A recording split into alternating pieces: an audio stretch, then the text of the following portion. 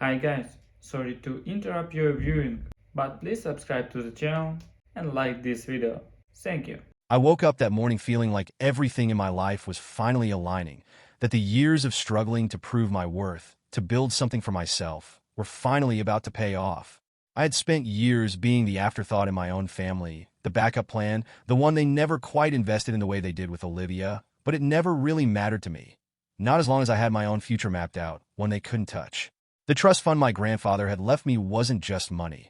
It was freedom, security, a way to ensure that no matter what my parents thought of me, I would never need their approval, their validation, or their handouts. But the second I checked my bank account that morning, everything I had counted on, everything I had believed was mine, was gone. At first, I thought it had to be some kind of mistake, maybe a banking error, maybe a temporary glitch that would correct itself within minutes. But the more I stared at the screen, the more the reality of what I was seeing started to sink in. The balance that should have held more money than most people saw in a lifetime now showed a number so small it barely seemed real, as if someone had reached into my life and erased my future in a single moment. My stomach twisted, my hands gripping my phone so tightly that my knuckles went white, my mind racing through every possible explanation except the one that I already knew had to be true. I called the bank, my voice shaking as I tried to keep the panic out of my tone, but I already knew before the representative even spoke that I wasn't going to like what I heard. "Mr. Carter," the woman on the other end said, her voice neutral, professional, as if she wasn't about to rip my world apart. "There were several authorized transfers from your account over the past few months. The documents we have on file indicate that your legal guardians had access to the funds." The world around me seemed to blur for a moment, my brain struggling to process the words she was saying, my breath coming out in uneven bursts as I forced myself to ask the only question that mattered. "How much is left?" I already knew the answer, but I needed to hear it, needed the confirmation, needed the final blow to land so I could figure out how to get up again. A pause. A soft exhale. "Less than $2,000, sir." The line went dead before I could even register that I had ended the call, my body moving on instinct as I grabbed my keys and stormed out of my apartment, barely remembering to lock the door behind me. There was no need to guess who had done this, no need to sit down and analyze the situation, no need to entertain the idea that maybe, just maybe, it wasn't exactly what it looked like. I knew my parents. I knew Olivia. I knew exactly how far they would go to protect her, to keep her comfortable, to ensure that she never faced a single consequence for the choices she made. And now, they had taken everything from me to do just that. By the time I pulled into the driveway of my parents' house, my hands were shaking so badly that I had to take a moment before stepping out of the car, my heartbeat pounding so hard against my ribs that I thought for a second I might pass out from sheer rage. The house looked the same as it always had, pristine and perfect, every detail carefully curated to reflect the image they wanted the world to see. But beneath that polished surface, beneath the expensive furniture and carefully placed decor, there was a rot that had been festering for years, one that I had ignored for too long. I didn't bother knocking. The door swung open so hard it slammed against the wall, the sound reverberating through the entryway as my mother appeared at the top of the stairs, her expression twisting in surprise before settling into something closer to mild irritation. "Alex," she said, her voice clipped, like I was some unwelcome guest who had arrived unannounced rather than her own son standing in the wreckage of what she had done. "What are you doing here?" I couldn't stop the bitter laugh that escaped my throat, a sound so sharp it almost hurt. "Are you serious?" My voice came out hoarse, raw with the sheer force of the betrayal burning through my veins. "You spent my trust fund. You stole from me. And you have the audacity to act like this is an inconvenience." She sighed, the kind of exasperated, long-suffering sigh she always gave whenever I questioned anything they did, as if I was the unreasonable one, as if I was making something out of nothing. "It's not as dramatic as you're making it out to be," she said, waving a hand dismissively, like I was some petulant child throwing a tantrum over a broken toy. "Olivia needed the money. She's been going through a difficult time, and we had to step in and help her." I felt my entire body go still, a slow, creeping numbness settling into my limbs, replacing the rage with something darker, something more dangerous. "You had to help her," I repeated, the words tasting like acid on my tongue. "So, you emptied my entire future? You left me with nothing? And you didn't even think to tell me?" My father appeared in the hallway then, his expression unreadable, but there was no guilt there, no remorse, just that same quiet indifference he had always worn whenever I confronted him about anything. "You'll be fine, Alex," he said, his voice calm, patronizing in the way it had always been. You've always been the responsible one. You'll figure something out. Olivia, on the other hand, she needed this. Something inside me snapped. Every memory of Olivia getting everything while I got excuses, every moment I had spent proving myself only to be dismissed, every single sacrifice I had made thinking that one day they might see me the way they saw her. It all crashed over me in an instant, and suddenly I knew exactly what I had to do. I forced myself to take a breath, to calm the shaking in my hands, to swallow down the venom threatening to spill from my lips. If they wanted to play this game, if they wanted to pretend that I was just going to accept this and move on, then they had no idea who they were dealing with. I took a step back, forcing a smirk onto my face, letting the anger melt into something colder, something calculated. "All right," I said, nodding slowly, watching the way my mother's expression shifted just slightly, the way my father's jaw tensed as if sensing something was off. "You're right. I'll figure something out." I turned on my heel, walking back toward the door, feeling their eyes on me as I went, their relief almost tangible in the air. They thought I had given up. They had no idea what was coming. I spent the next several days drowning in paperwork, trying to make sense of how my parents had managed to steal what was supposed to be legally protected, how they had found a way to rip apart the one thing I had left that was truly mine. I knew they were manipulative. I knew they had always favored Olivia. I knew they saw me as nothing more than an afterthought, but I had still believed, naively, stupidly, that there were limits to what they would do, that some things were too far even for them. But as I sat in my apartment, staring at the documents I had just received from the bank, I realized just how little I had ever meant to them. They hadn't just transferred the money. That, at least, I could have expected. No, they had gone further than that. They had forged my signature, filed the necessary paperwork under my name, and pretended that I had willingly given them access to everything I had spent years believing was untouchable. The trust fund my grandfather had left for me, the one thing I had always been told would be secure, had been signed away by someone pretending to be me, and the worst part was the bank had accepted it without question. I clenched my fists, my nails digging into my palms as I forced myself to breathe, to think, to stop the overwhelming rage from clouding my judgment. Getting angry wasn't going to fix this. Getting reckless wasn't going to get my money back. If I wanted to win, if I wanted to make them pay for what they had done, I needed to be smarter than them.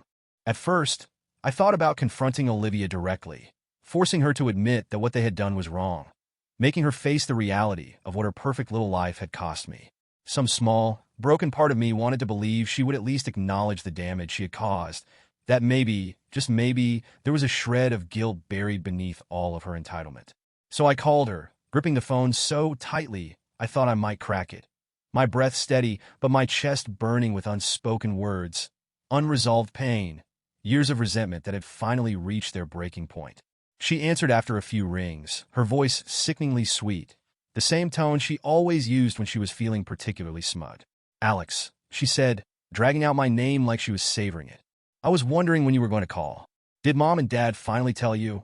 My jaw clenched so tightly I thought my teeth might shatter, my vision going red at the sheer audacity of her tone. "They didn't have to tell me," I said, my voice eerily calm, controlled in a way that felt almost foreign. "I found out when I checked my bank account and saw that my entire trust fund was gone."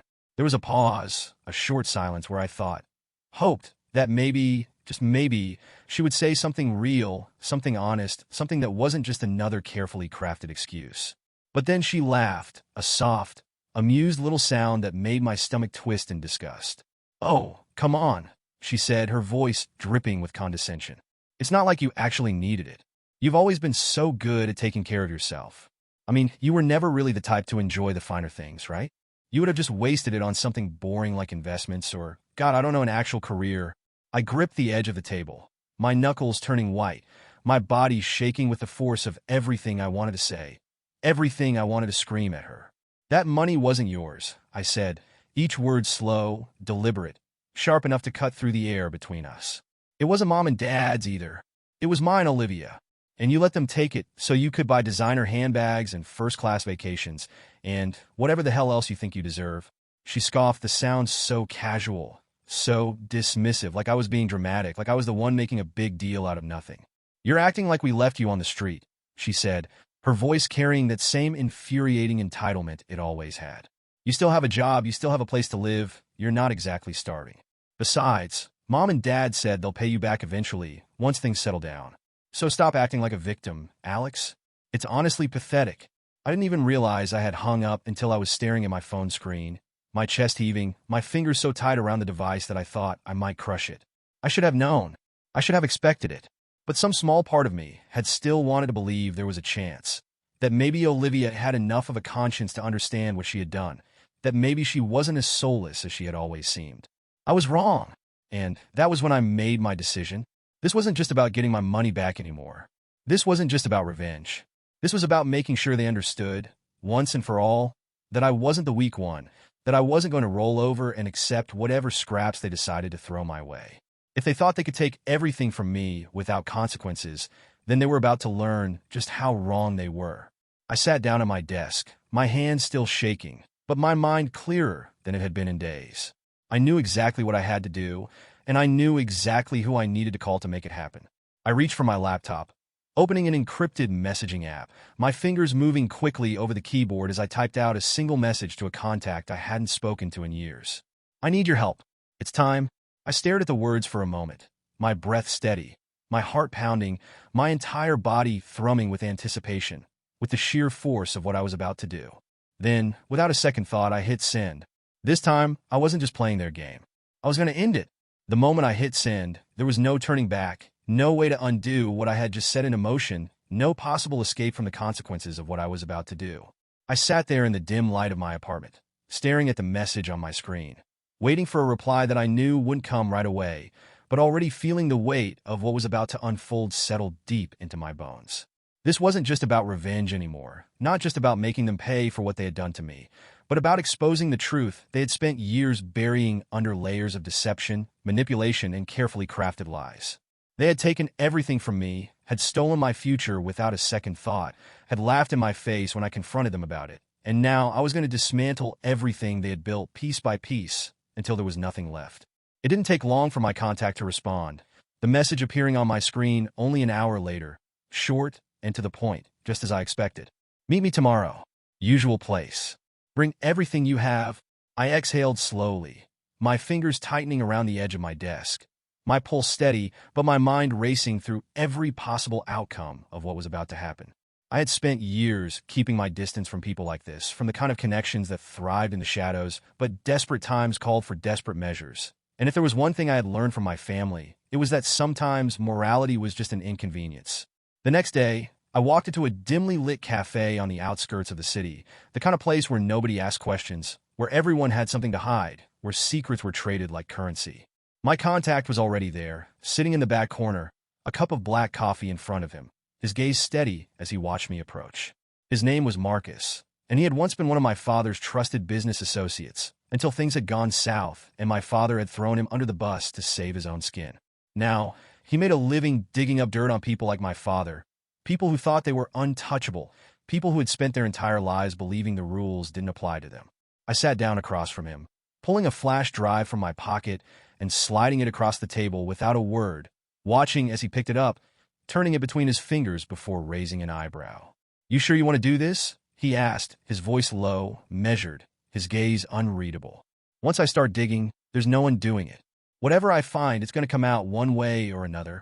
I met his gaze without hesitation, my expression unreadable, my voice steady in a way that surprised even me.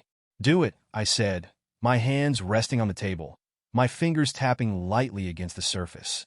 "I don't care what it takes. Just find me something I can use."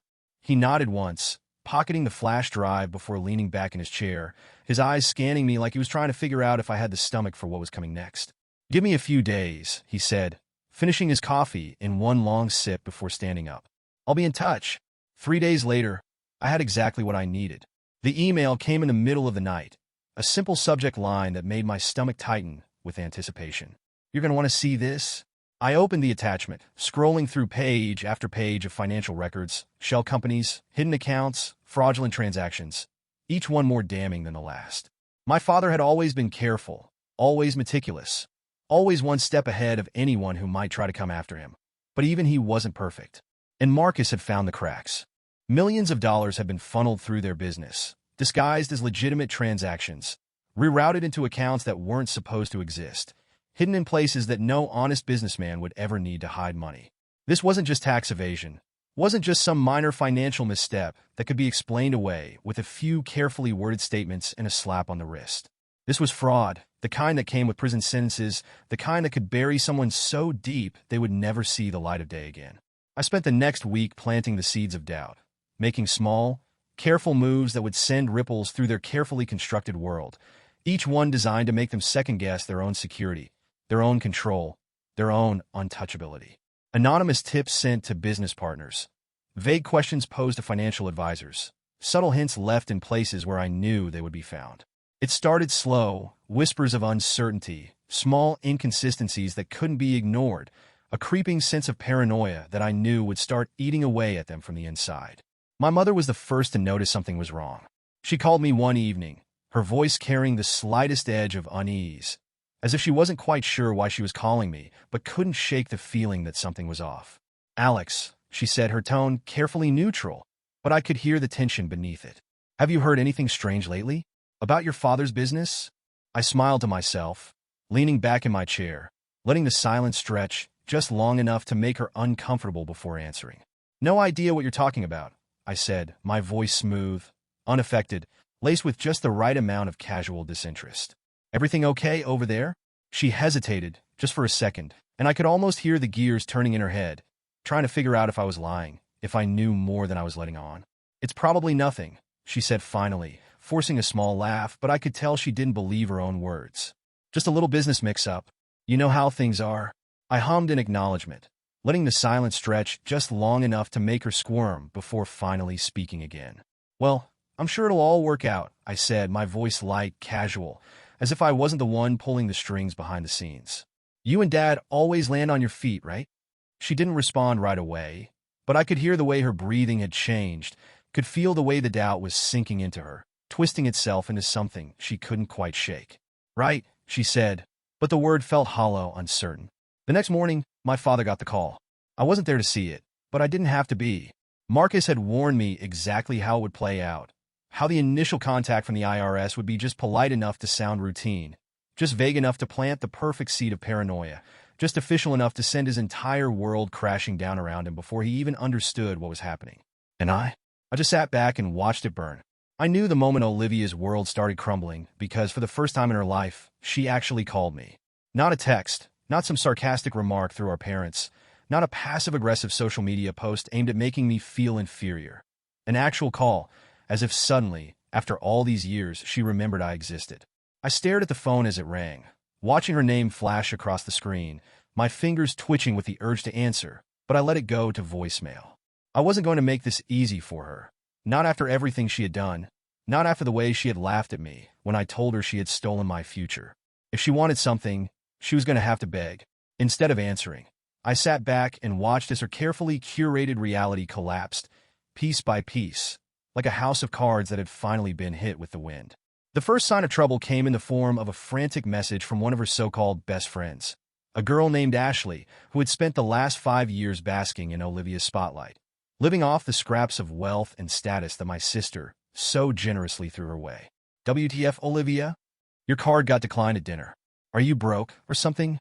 I smirked at the text, imagining the sheer humiliation Olivia must have felt when the waiter had quietly leaned in to tell her that her payment wasn't going through, the way the restaurant must have fallen into an awkward silence as she frantically tried another card, and then another, only to be met with the same result. Olivia had spent years flashing her wealth like a weapon, wielding her privilege with the kind of entitlement that made people worship her. But now, with one simple financial disruption, she was nothing more than a desperate, humiliated fraud. The messages kept coming, each one more frantic than the last, each one dripping with confusion, anger, and barely contained panic. "My Uber app isn't working. It says my payment method failed. WTF is happening? Did Dad change the credit card info? I can't book my spa appointment. Answer your phone, Alex. I know you're behind this." That last one made me laugh. Of course she would blame me. Of course she would assume that I was somehow responsible for her downfall, because in Olivia's world, she was never the problem. It had always been someone else's fault, always someone else's mistake, always someone else who needed to fix things for her while she sat back and played the victim. But this time, there was no safety net, no doting parents to swoop in and fix things before she had to face the consequences. And the best part? My parents were too busy dealing with their own unraveling nightmare to even notice hers. The news of the IRS investigation had started spreading, not as an official statement, not as a scandal splashed across headlines, but in the slow, insidious way that wealthy people whispered about each other when they smelled blood in the water.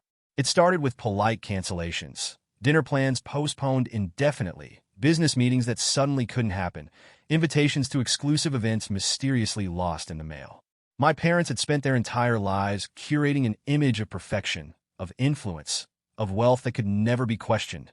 But now, that image was cracking, and their so-called friends were scattering like rats from a sinking ship.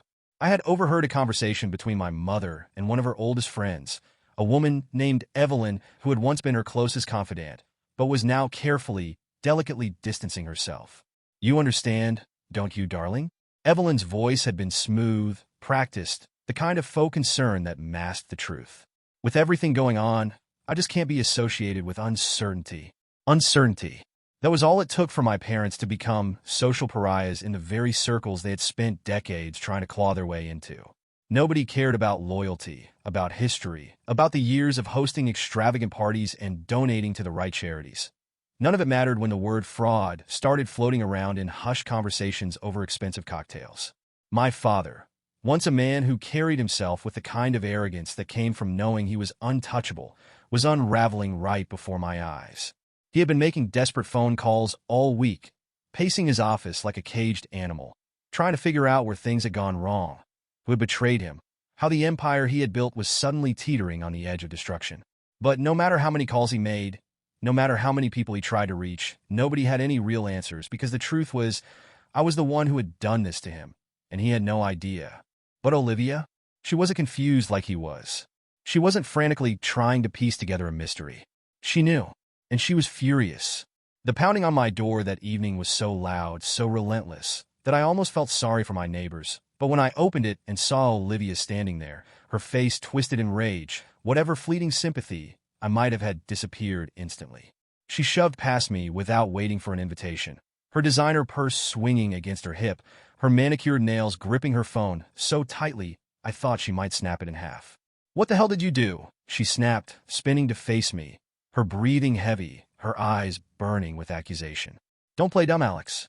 I know this is your fault." I leaned against the doorframe, crossing my arms, letting her anger wash over me like it was nothing more than background noise. "You're going to have to be more specific," I said, tilting my head slightly. "I've been a lot of things lately. Which one are you mad about?" She let out a sharp, humorless laugh, shaking her head, her hands clenching into fists at her sides. "You think this is funny," she hissed, her voice low, dangerous, filled with barely contained fury. "My cards are frozen. My accounts are locked. My friends are acting like I don't exist. And Mom and Dad? They're freaking out. You really think I don't see your fingerprints all over this?" I let out a slow breath, pretending to consider her words, pretending like I wasn't savoring every second of her downfall. "And what exactly are you going to do about it?" I asked, my voice calm, even controlled. "Throw another tantrum? Cry to Mom and Dad?" "Oh, wait, you can't. Because they have bigger problems now, don't they?" Her eyes flashed with something sharp, something dangerous, something that almost made me believe she wasn't as helpless as I had always thought she was. "You think you've won," she said, her voice quiet now, steady, eerily calm. "But you don't know me as well as you think, Alex. I promise you, this isn't over. You want to destroy this family? Fine. But don't be surprised when I return the favor." I watched as she stormed out, her heels clicking against the floor, her presence lingering in the air like the scent of expensive perfume and venom. I had taken everything from her, and now she wanted to do the same to me. But what she didn't realize, what none of them realized, was that I had been ready for this from the very beginning. The moment I walked into my parents' house, I could feel the tension thick in the air, pressing down on me like a storm about to break. My mother was sitting rigidly on the pristine white couch, her hands clenched together so tightly that her knuckles were stark white against her skin. My father stood near the fireplace, his jaw set, his entire posture radiating the kind of controlled fury he only unleashed when he felt cornered. And Olivia, well, Olivia was pacing the room like a caged animal, her movements sharp and frantic, her phone clutched in her manicured fingers as if it held the last shred of her collapsing world. I closed the door behind me slowly, deliberately, letting the moment stretch just a little longer than necessary, letting them feel the full weight of whatever accusations they were about to hurl my way. Then, I slipped my hands into my pockets and leaned against the doorway, tilting my head slightly as I surveyed the mess they had become. "Someone want to tell me why I got a text from Mom saying it was urgent that I come over?" I asked, keeping my voice light, even just detached enough to drive them insane. "You know why you're here," Olivia snapped, turning to face me, her eyes flashing with barely controlled rage. "Don't act like you're innocent in all this, Alex. We know you did something. We just don't know how." I raised an eyebrow, pretending to consider her words, pretending that I wasn't savoring every second of their growing paranoia. "Did something?" I repeated, shaking my head slightly, as if the very idea was absurd. "You'll have to be more specific, Liv. I mean, after all, I'm not the one who emptied someone's trust fund without permission, so I'm a little lost here." My mother exhaled sharply, standing up so suddenly that the movement almost startled Olivia into stepping back. "This isn't a game, Alex," she said, her voice laced with barely suppressed panic. "Your father's business is under investigation. Our accounts are being frozen. Olivia's credit has been flagged for suspicious activity. Everything we've built is falling apart, and it all started right after you stormed out of this house." I met her gaze evenly, letting her words settle, letting the silence stretch between us before I finally let a slow, knowing smirk cross my lips. "Huh," I said, my voice deliberately casual, like none of this mattered to me at all. "Sounds like karma finally caught up with you." "Cut the act," my father snapped, stepping forward, his voice dangerously low, his patience wearing thin. "You think we're stupid? You think we don't know you had something to do with this? The timing isn't a coincidence. Whatever you did, whoever you talked to, you're going to fix it. Now." I let out a slow breath, shaking my head as I pushed away from the doorway and walked further into the room, my steps unhurried, my heart steady despite the fact that every part of me was vibrating with satisfaction. "See, that's the problem, Dad," I said, turning to face him fully, my expression unreadable. "I don't have to fix anything, because none of this is my fault. Everything happening to you, it's just the consequences of your own actions catching up to you. You should really take it up with the IRS." My father's face turned a shade of red I had never seen before, his fists clenching at his sides, his entire body stiff with barely contained rage. "You ungrateful little—" "Don't," I interrupted, my voice cold now, sharp as a knife, slicing through whatever pathetic excuse he had been about to make. "Don't stand there and pretend like I owe you something. Don't act like I should feel bad for you, when you were the ones who did this to me first. You stole from me. You lied. You betrayed me. And now that you're losing everything, you want to blame me for it? Screw that." Olivia let out a bitter laugh, shaking her head as she crossed her arms over her chest. "Oh, please," she sneered. "Like you didn't have a backup plan this whole time. Don't think I haven't noticed that you're just fine while the rest of us are falling apart." And there it was, the moment I had been waiting for, the moment I had been planning for since the second I realized they had stolen from me. I turned my attention to Olivia, letting the smirk return, slow and deliberate, making sure she saw the shift in power, making sure she understood exactly who had the upper hand now. "You're right," I said, nodding slightly, my voice steady, unapologetic. "I did have a backup plan. Because unlike you, Olivia, I don't rely on Mommy and Daddy to clean up my messes. While you were out spending my money on designer handbags and luxury vacations, I was making sure that no matter what happened, I would always land on my feet." The room went silent, heavy with the weight of what I had just admitted. My mother's eyes widened, my father's fist slowly unclenched, and Olivia's face twisted with something close to panic. She had never considered, not even once, that I might have outplayed her, that I might have had an escape route while she was left with nothing but the ruins of what she thought would always be hers. "You selfish bastard," she whispered, her voice trembling now, her nails digging into her own arms. "You set this up. You wanted this to happen." I tilted my head slightly, letting the moment stretch, savoring the sheer terror in her eyes. "No," I said softly, the truth finally coming out. "I just made sure that when you all finally burned everything to the ground, I wouldn't be standing in the ashes with you." And that was when Olivia cracked. She spun around, eyes wild, teeth clenched, and turned on them. "You idiots," she screamed to my parents, her voice raw, panicked. "You told me this was handled. You told me Alex was overreacting. You told me the trust fund didn't matter. And now we're about to lose everything because of your stupidity." I watched as my parents stared at her, stunned, betrayed, realizing, maybe for the first time in their entire miserable lives, that Olivia would turn on them just as quickly as they had turned on me. And then, just as I had planned, I pulled out my phone, scrolled to the one final document I had been waiting to release, and with a single tap, sent it to the one place my father feared most. Straight to the federal investigators handling his case. I set my phone down, exhaled slowly, and looked at them one last time. Game over. And this time, nobody won but me. I knew the exact moment the news broke because, for the first time in his life, my father had nothing left to hide behind, no carefully constructed image to protect him, no power to manipulate the situation in his favor. The headlines spread like wildfire. The whispers turned into full-blown accusations, and suddenly, the man who had spent his entire life believing he was untouchable was being dragged through the mud. His name plastered across news reports, his once-respected company collapsing under the weight of an IRS investigation that promised serious consequences. His empire, the thing he had spent decades building, was now reduced to nothing more than a cautionary tale about greed, fraud, and what happens when you think you're smarter than the system. The media didn't hold back, digging through every questionable financial decision, every shady transaction, every shell company he had tried to use to hide the truth. They laid it all out for the world to see. The fake investments, the falsified tax records, the offshore accounts disguised as charitable donations. Every single piece of corruption was now public knowledge, and there wasn't a single thing he could do to stop it. I watched from a distance as my mother, who had spent years pretending to be the perfect wife of a powerful businessman, suddenly became a ghost in the social circles she once ruled.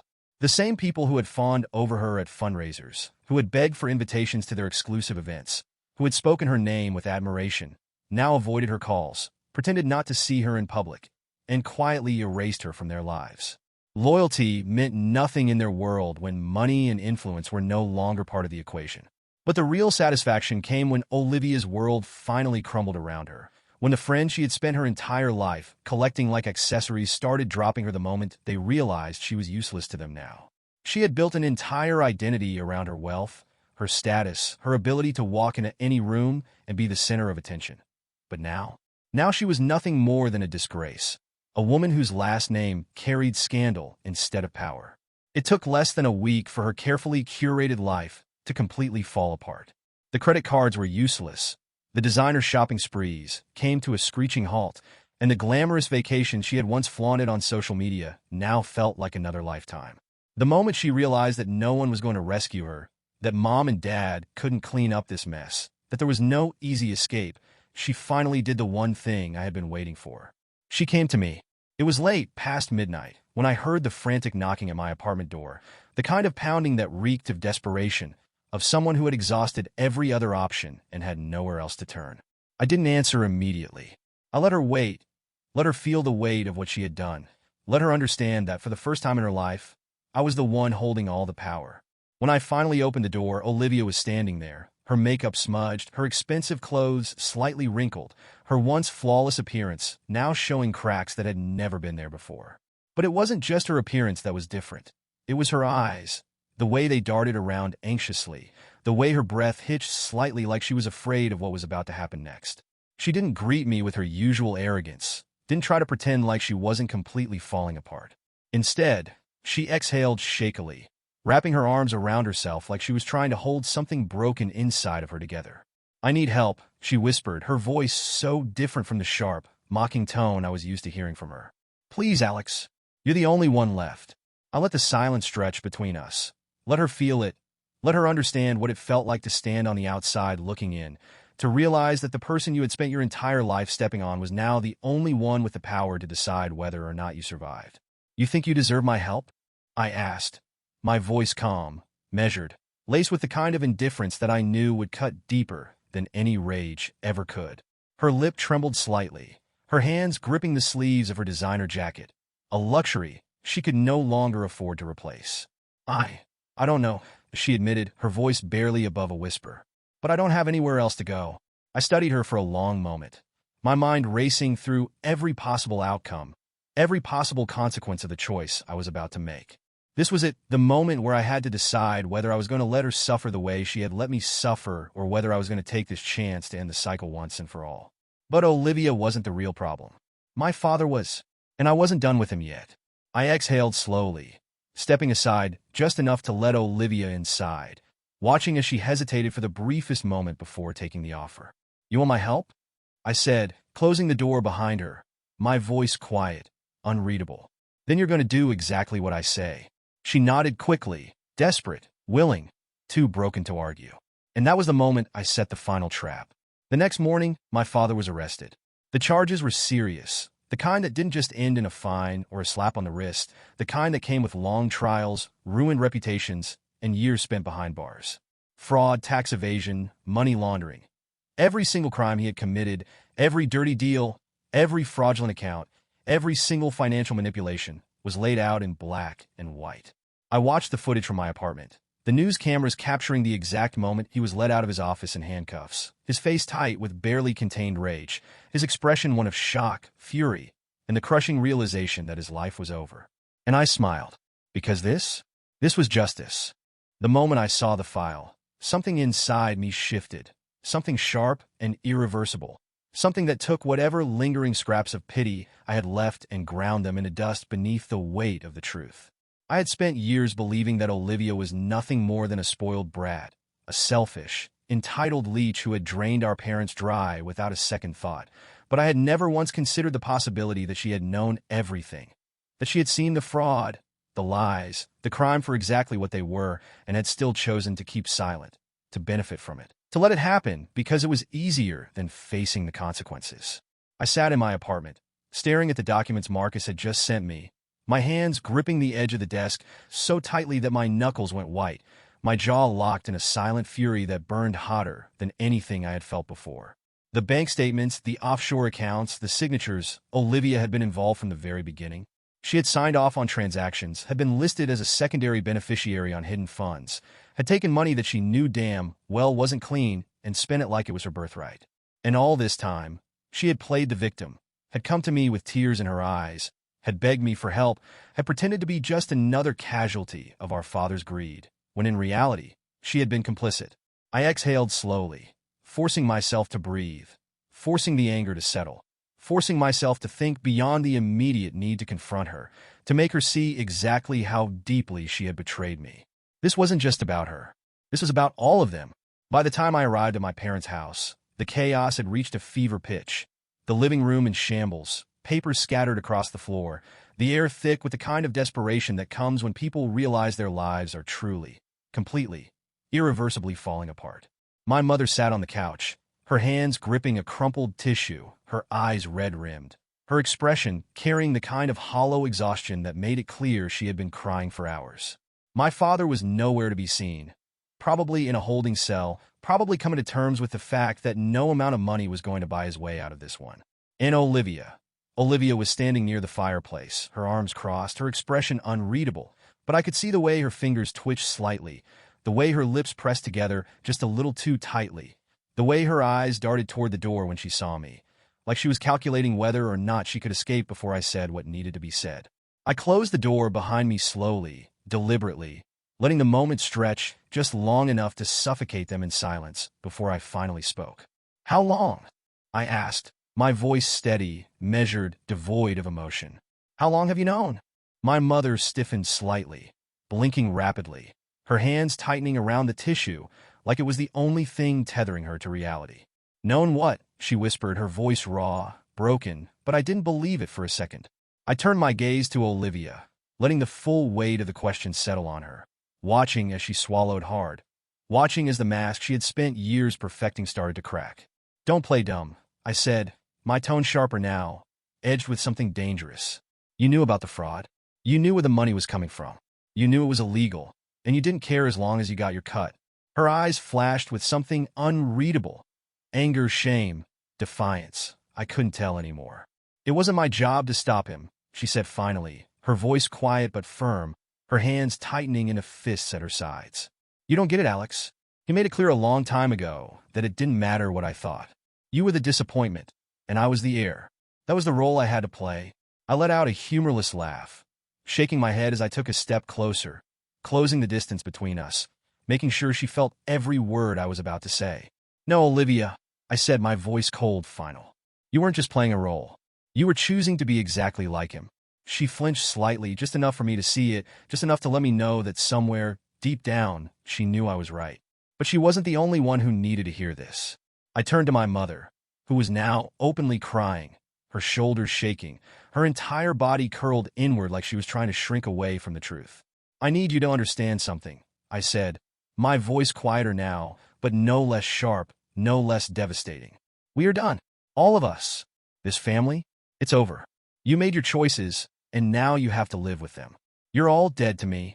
The sound that escaped my mother's lips was something between a sob and a gasp, her head shaking violently, as if she could physically reject what I had just said.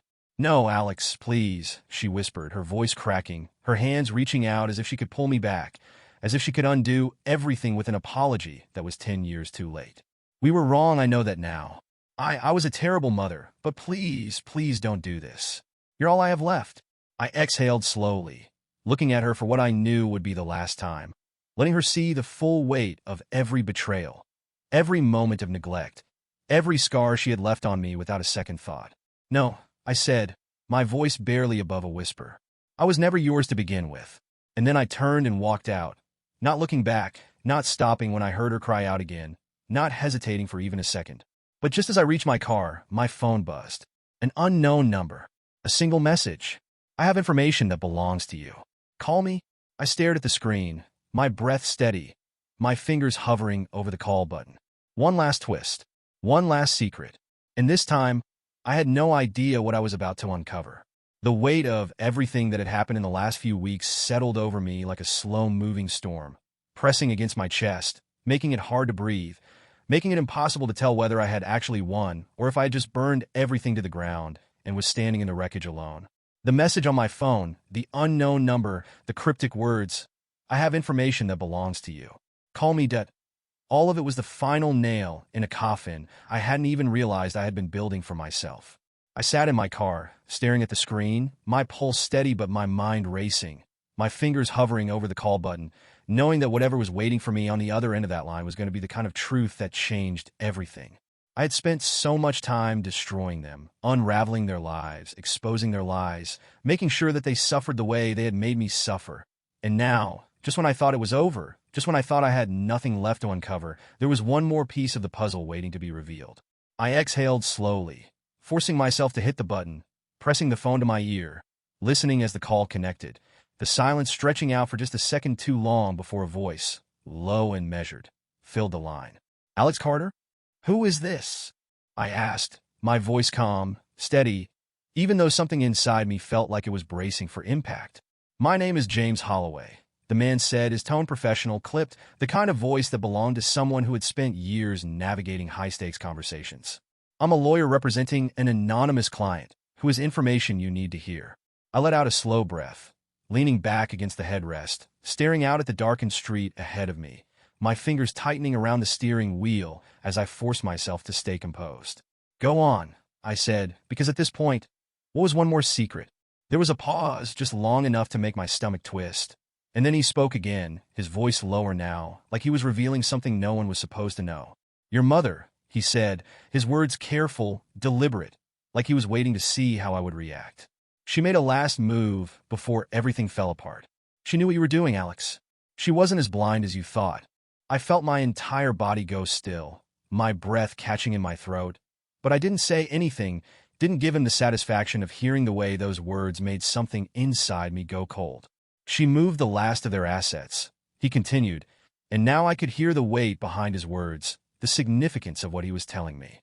Everything that wasn't frozen, everything that wasn't tied up in the fraud charges. She put it into a private account. And then, she did something even more interesting. I swallowed hard, my pulse hammering against my ribs, my free hand clenching into a fist in my lap. What did she do? Another pause.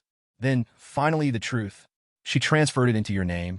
I didn't move, didn't speak, didn't even breathe for a long moment, my mind struggling to process what he had just said, what it meant, what she had done.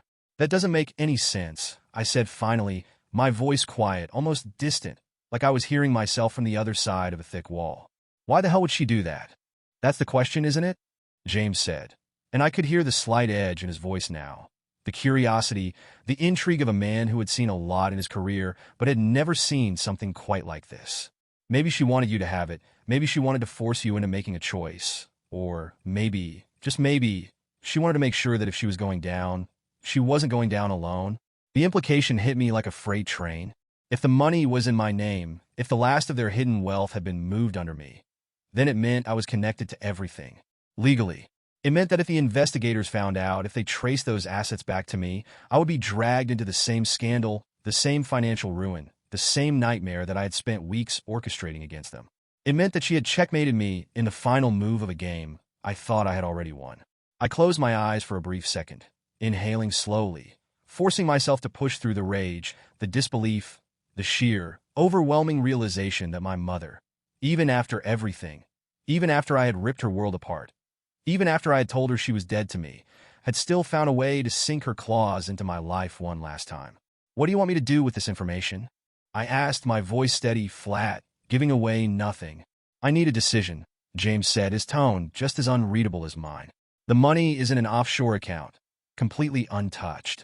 Right now, no one knows it exists except for me, you, and the people who moved it there. But that won't last forever.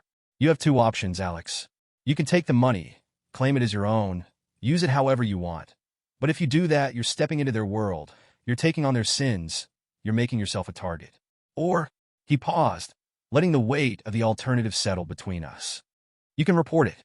You can turn it over, expose the final piece of their corruption, ensure that they have absolutely nothing left.